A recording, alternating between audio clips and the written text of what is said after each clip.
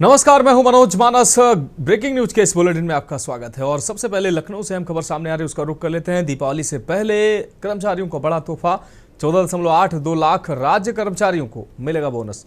आपको बता दें 1022 करोड़ का व्यापार, आपको बता दें ये व्यय भार उठाएगी सरकार। राज्य सरकार ने अहम फैसला लिया है। मुख्यमंत्री योगी आदित्यनाथ का ये सराहनीय निर्णय सामने आया है। इस वक्त की अहम खबर आपको दिखा रहे, उत्तर प्रदेश के जो राज्य कर्मचारी उनके लिए बड़ी और बहुत ही शुभ खबर है। दिवाली के इस मौके पर सराहनीय निर्णय, कर्मचारियों के परिश्रम को मिला सम्मान। प्रति कर्मचारी 6,908 रुपए तक का बोनस मिलेगा। 30 दिन की परलब्धियों के आधार पर यह भुगतान होगा। वेतन मैट्रिक्स लेवल 8 तक के कार्मिक इसके लाभार्थी होंगे। शिक्षण संस्थानों और स्थानीय निकायों के कर्मचारी भी इसमें शामिल किए गए हैं। मुख्यमंत्री ने दिए हैं समयबद्ध भुगतान के निर्देश।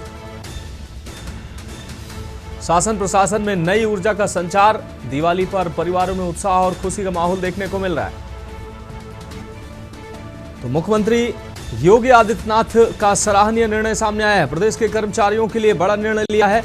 दिवाली के पहले कर्मचारियों को बड़ा तोहफा मुख्यमंत्री योगी आदित्यनाथ की तरफ से दिया गया है। लगभग 15 लाख राज्य कर्मचारियों को बोनस मिलेगा। दिवाली बोनस का तोहफा मुख्यमंत्री योगी आदित्यनाथ ने दिया। 1022 करोड़ का व्यय भार उठाएगी राज्य सरकार। मुख्यमंत्री योगी आदित्यनाथ का यह सराहनीय निर्णय, जिससे तमाम परिवारों में खुशी देखने को मिल रही है। दिवाली से पहले कर्मचारियों को यह बड़ा तोहफा देने का ऐलान उत्तर प्रदेश की योगी सरकार ने किया है। लगभग 15 लाख राज्य कर्मचारियों को मिलेगा बोनस।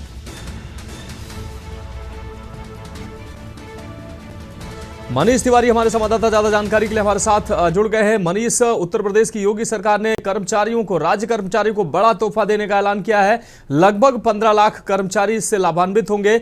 दिवाली का बोनस उनको देने का सरकार ने ऐलान किया। क्या कुछ अहम अपडेट इस खबर पर?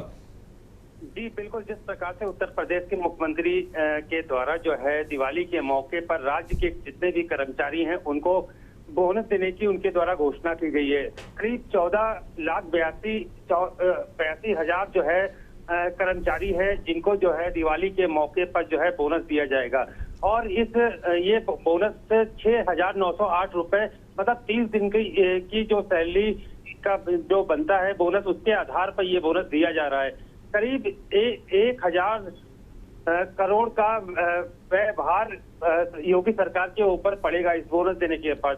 और इसमें ये तय किया गया है वेतन जो है 43,600 से 1,51,000 तक के कर्मियों को मिलेगा ये लाभ। तो कह सकते हैं कि जिस प्रकार से जो है राज्य की सरकार और राज्य कर्मचारियों को लेकर के जो है पहले से ही ये चल रहा था कि योगी सरकार के द्वारा जो है तैयारी की जा रही है कि दिवाली के मौके पर राज्य कर्मियों को जो है बोनस दिया जाएगा, उसकी घोषणा की जा चुकी है। और देखा जाए तो करीब जो कह सकते हैं कि 14,82,000 जो है कर्मचारी से लाभान्वित होंगे। एक उत्साह का माहौल है। लोग जो राज्य कर्मचारी थे वो काफी उम्मीद किए हुए थे उत्तर प्रदेश सरकार से कि दिवाली के मौके पर उनको क्या तोहफा मिलेगा। इस तोहफे के अंतर्गत देखा जा सकता है कि 7,000 के करीब जो है इन कर्मचारियों को जो है सरकार के द्वारा जो है बोनस दिया जाएगा। जी हाँ बिल्कुल मनीष, इस तमाम जानकारी के लिए आपका बहुत बहुत शुक्रिया। तो मुख्यमंत्री योगी आदित्यनाथ ने ये सराहनीय ये फैसला लिया है। प्रति कर्मचारी लगभग 7,000 रुपए का ये बोनस मिलेगा। अब बढ़ेंगे अगली खबर की ओर। चंदौली में ग्राम प्रधान पर दर्ज हुआ मुकदमा। अपने आप को इंस्पेक्टर बताकर जमाता था धौंस। नकली इंस्पेक्टर पर असली इंस्पेक्टर द्वारा दर्ज किया गया मुकदमा। ग्राम प्रधान ने खुद को बताया इंस्पेक्टर। जमीन विवाद में धमकी देने का भी आरोप लगा है। वही नकली इंस्पेक्टर पर अब असली इंस्पेक्टर ने दर्ज किया है केस। अमोकपुर प्रधान सुनील चौहान पर मुकदमा दर्ज किया गया है। हरिश्चंद्र चौहान को फोन पर दी गई धमकी। अलीनगर थाने में तहरीर और ऑडियो का सबूत सौंपा गया है। फर्जी पहचान बनाकर दबाव बनाने की कोशिश कर रहा था यह फर्जी इंस्पेक्टर। अलीनगर थाने में आईपीसी की कई धाराओं में केस दर्ज किया गया है। कागजात लेकर थाने बुलाकर दी गई धमकी। पुलिस ने जांच शुरू कर कार्रवाई तेज की है।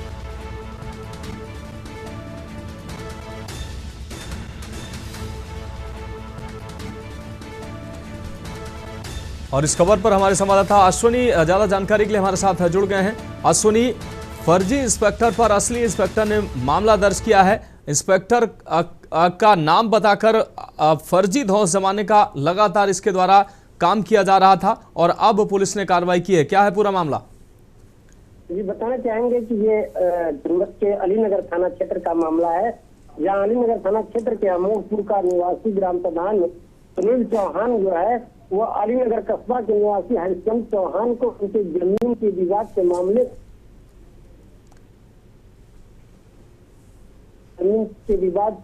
से तुम हट जाओ। तो मैं अलीनगर थाना से बोल रहा हूँ, कागजात लेकर थाने पर आओ।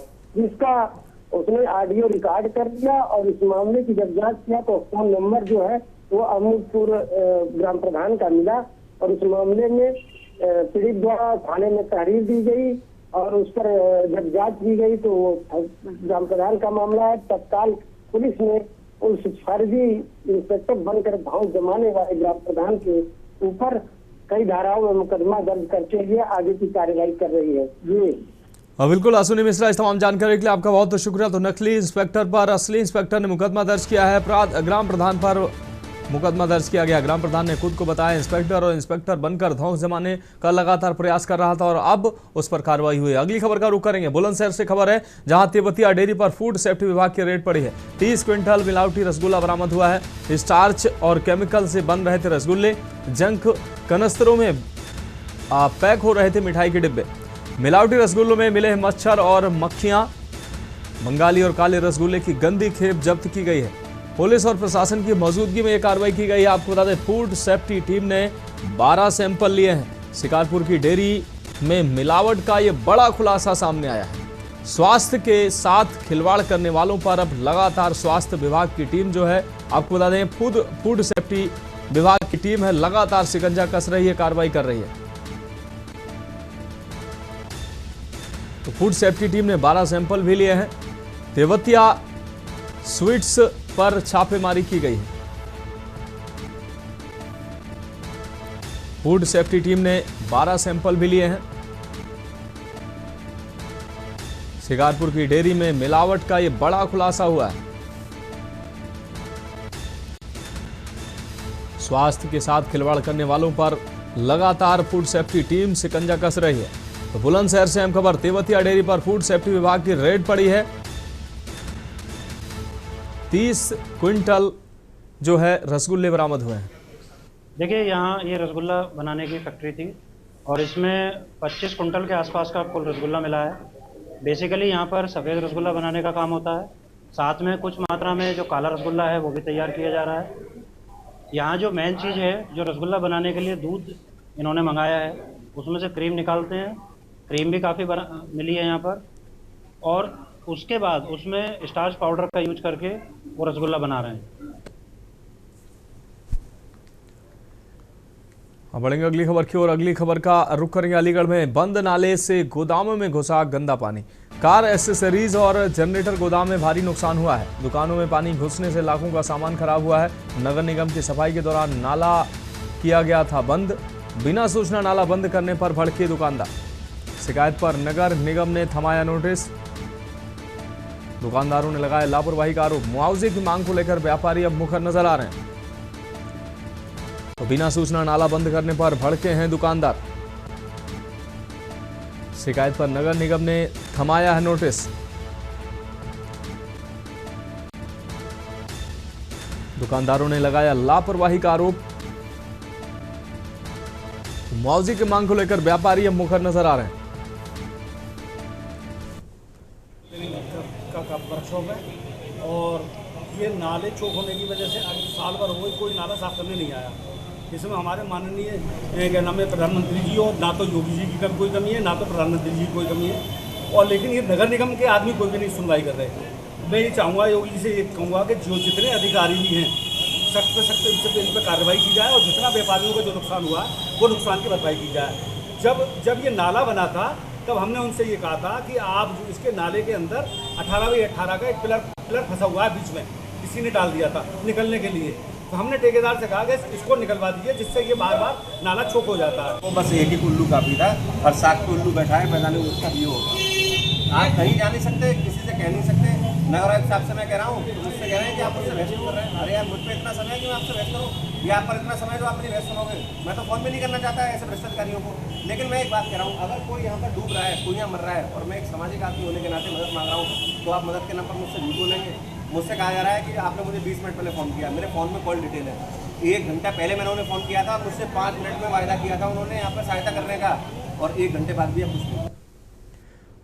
अब बढ़ेगा अगली खबर की ओर। लखनऊ से अहम खबर है, जहां सपा ने चुनाव आयोग को लिखा विरोध पत्र। बुर्के वाली महिलाओं की जांच पर जताई आपत्ति। आंगनबाड़ी कार्यकर्तियों की तस्दीक को बताया गलत।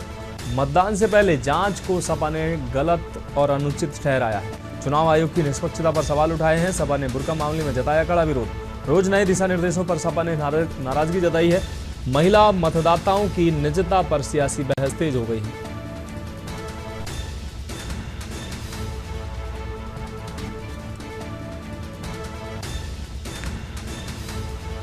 सपा ने बुर्का मामले में कड़ा विरोध जताया है। रोज नए दिशा निर्देशों पर सपा ने जताई नाराजगी।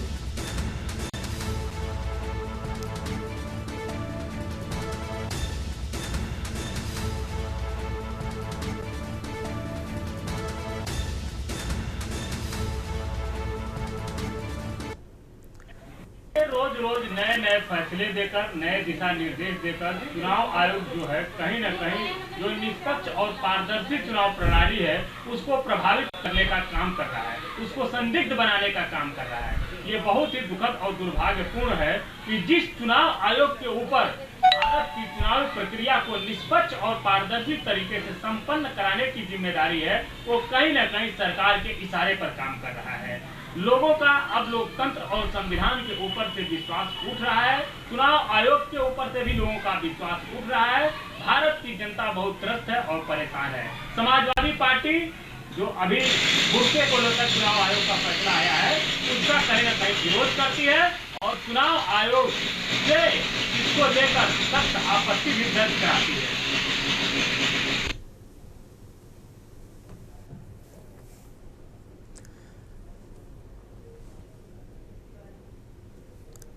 मनीष तिवारी खबर पर अहम अपडेट के लिए हमारे संवाददाता हमारे साथ जुड़ चुके हैं। मनीष, समाजवादी पार्टी द्वारा चुनाव आयोग को पत्र लिखा गया जिसमें बुर्के की जो बुर्का पहन के महिलाएं मतदान केंद्र जाएंगी, उनकी तस्दीक की जाएगी, उनकी जांच की जाएगी। इस फैसले के बाद समाजवादी पार्टी इस पर आपत्ति जता रही है, जिसको लेकर उसने पत्र लिखा है। क्या कुछ अहम अपडेट इस खबर को लेकर?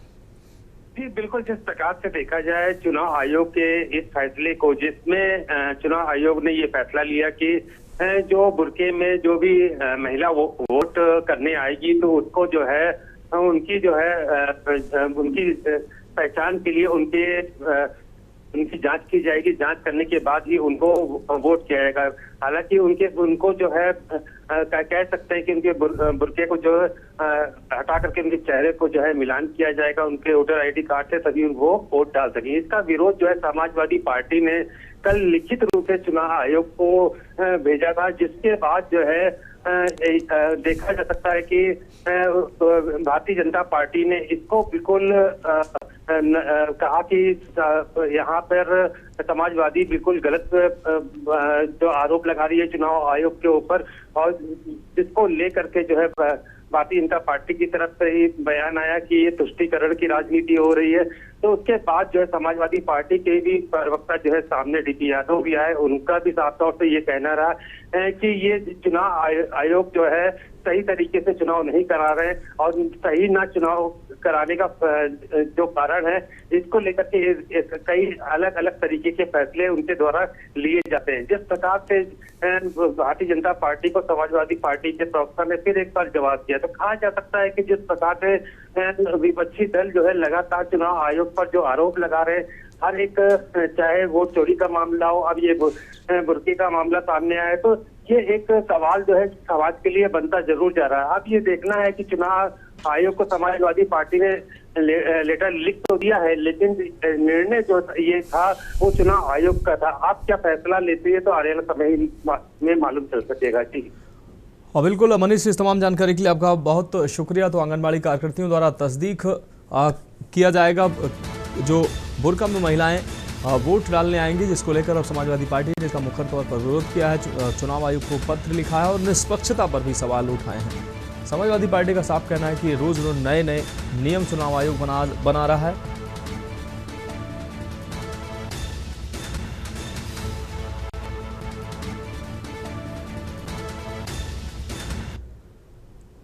बढ़ेंगे अगली खबर की ओर। एटा से अहम खबर आपको बता दें, टहलने निकले 2 युवकों को अज्ञात वाहन ने रौंदा है, मौत हुई है। युवकों की मौत की खबर से परिजनों में मचा कोहराम। सूचना पर पहुंची पुलिस ने दोनों को सीएससी पहुंचाया है। सीएससी में डॉक्टरों ने युवकों को मृत घोषित किया है। पुलिस ने शव को कब्जे में लेकर पोस्टमार्टम के लिए भेजा है। मृतक आशीष व विपिन थे। विपिन कस्बा अलीगंज निवासी मोहल्ला गोविंद दास में रहते थे। दोनों युवक अलीगंज क्षेत्र के कायमगंज रोड आपको बता दें, अलीगंज क्षेत्र के कायमगंज रोड का यह पूरा मामला है।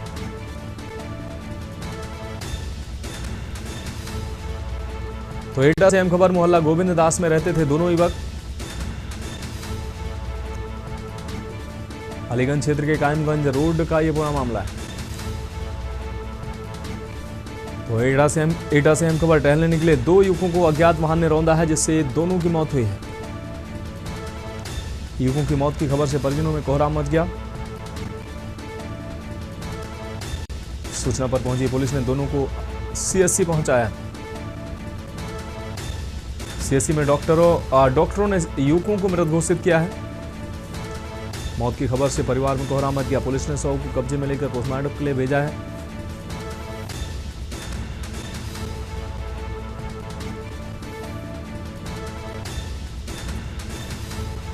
मोहल्ला गोविंदास में रहते थे दोनों युवक।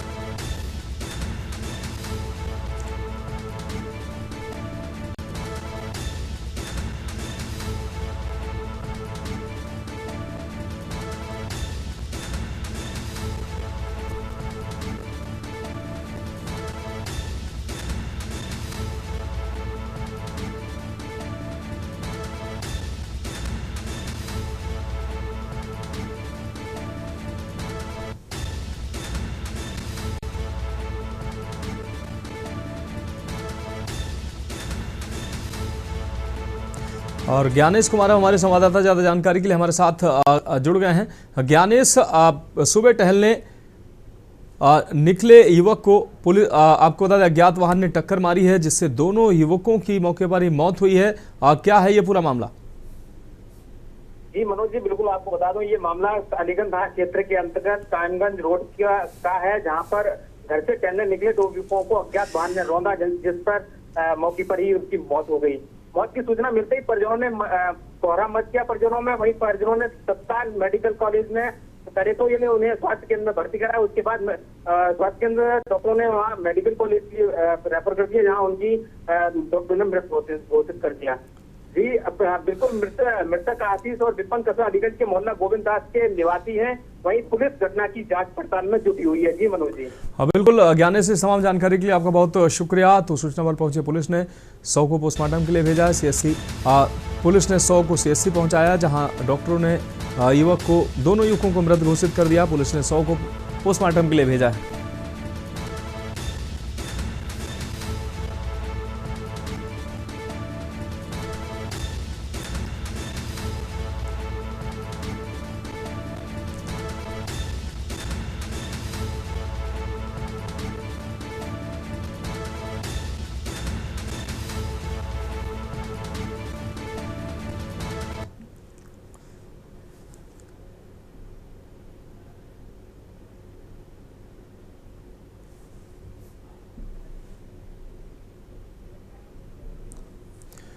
और अगली खबर कानपुर से सामने आ रही है। उत्तर प्रदेश के कानपुर से अहम खबर सामने आ रही है। ई रिक्शा की टक्कर से हवा में उछला छात्र। कानपुर से ये अहम खबर आपको दिखा रहे हैं। ई रिक्शा की टक्कर से हवा में उछला छात्र। टक्कर के बाद कई फीट दूर गिरा साइकिल सवार छात्र। आपको बता दें, हादसे की तस्वीरें दुकान में लगे सीसीटीवी कैमरे में कैद हुई हैं। गनीमत रही हादसे में छात्र को गंभीर चोटें नहीं आई हैं। हादसे की तस्वीर दुकान में लगे सीसीटीवी कैमरे में कैद हुई हैं। गनीमत रही हादसे में छात्र बाल बचा, उसको गंभीर चोटें नहीं आई हैं। हादसे का सीसीटीवी फुटेज सामने आया है सोशल मीडिया पर, जो वायरल हो रहा है। बर्रा कर रही रोड के मॉडर्न मेट्रो के सामने की घटना है। तो कानपुर से अहमदाबाद ई रिक्शा की टक्कर से हवा में उछला है छात्र। टक्कर के बाद कई फीट दूर गिरा साइकिल सवार छात्र। हादसे की तस्वीर दुकान में लगे सीसीटीवी में कैद हुई है।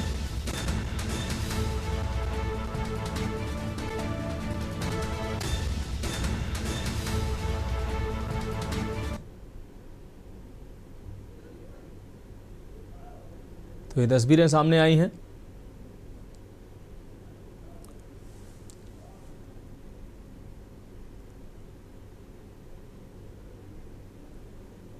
तो ये की टक्कर से कई फीट हवा में उछला छात्र।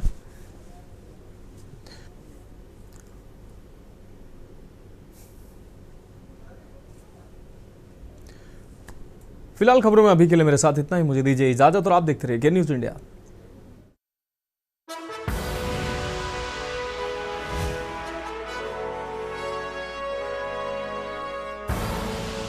आप देख रहे हैं के न्यूज़, खबरों का सारथी।